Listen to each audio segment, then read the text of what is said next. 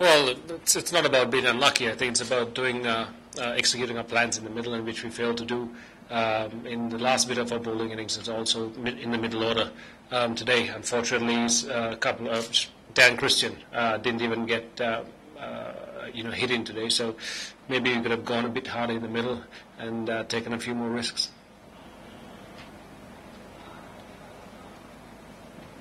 I've noticed a couple of turning points that popped up yourself and Sunny Sohail playing a bit of unorthodox shots to get out at the wrong times. So your thoughts on that?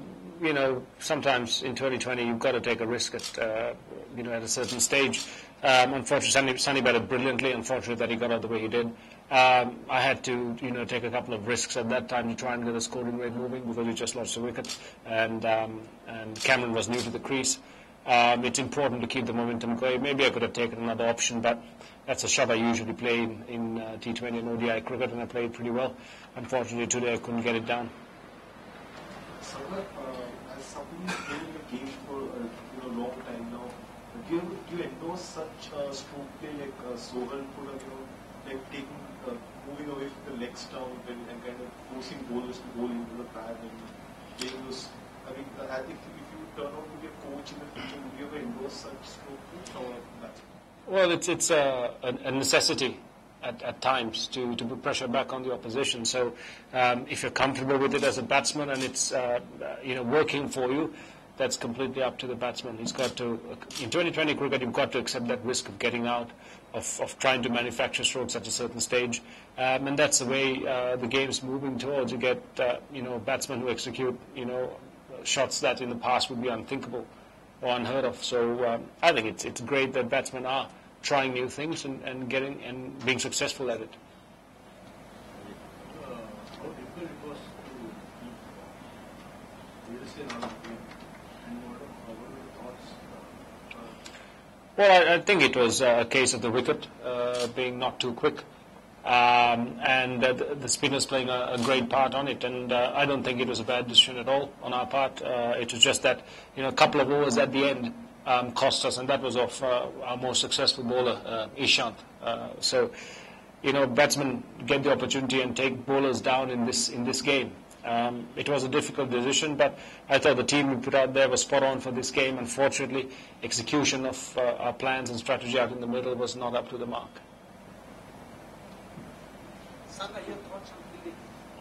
Yeah, I think that's a huge advantage to have if you've got a really good fielding unit.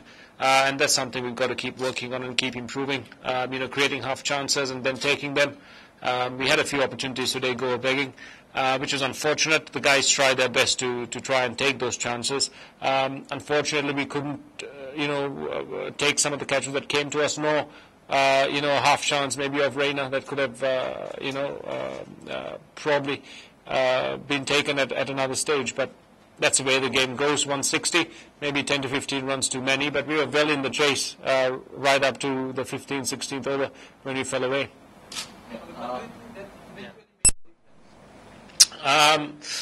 It could be. It could be that I think in T20 cricket, a good fielding unit can and will turn games around, especially really close ones like this one. So I think it's very important that you have good fielding and you keep having a good fielding unit on the park. At the beginning of the game, the captains were of the opinion that the wicket was going to play a bit slow towards the second half of the innings. But the way that Chennai ended and the way that you began, did you have different thoughts? Did you give it a second thought? Well, I think actually the wicket in the second half didn't turn as much as we thought it would. It was actually quite good. A bit on the slower side. And probably fast bowlers bowling into the track with an older ball was also a bit difficult at that stage. But the wicket played pretty well and much better than we thought it would. Shana, any particular reason to open with JP Dudini when you had Mishra and Purnia? Yeah, it's Michael Huss is a left-hander, and usually the first over is an over where you don't get taken down as a bowler. And the first over costing us 6 runs was great. It's a very good start. We ended the first 6 overs, I thought, brilliantly. Pretty much up to the 15th, 16th over, we were well in it. And then, unfortunately, we had a couple of big overs that went for maybe 13 and another one for about 20, which was costly. Lost to Tanvir and... Hi, Sagar. How do you see the tournament go for Chargers from here on? Well, it's pretty simple. We have 6 games. You've got to win about 5 of them to stay alive in this competition. So it's a great challenge, but something that we don't put beyond ourselves. So going back home, hopefully we can keep playing well. We're playing well. We just need to convert that extra 10% or 5% to try and win a game, which we did very well against the Tuskers. But we need to continue doing that and keep competing and taking those slim margins in our favour. Did Hashan's comments back home to like a distraction at all first, and secondly, Chennai will play the qualifier and final year if they qualify, the eliminator and final year if they qualify, and they never seem to lose. Is there a problem for the other side that India is so strong at home? Well, Hashan's comments, I think, were made in a TV show. A few days later, they were taken up by the press. And, Hashan's played the game for years. He's captain Sri Lanka as well. So, it's interesting to see what he has to say, and also if he has anything more than allegations. It's dangerous to just throw names around. He should work very closely with the ACSU of the ICC and also the home authorities to ensure that something's done about it if there's any foundation to those claims. But beyond that, I don't think it makes any difference to the players playing now. And Chennai being strong at home is good for Chennai, but at the same time it's a challenge for other sides to come here and try and beat them. So I think there are other sides also who have a very strong home base like Rajasthan.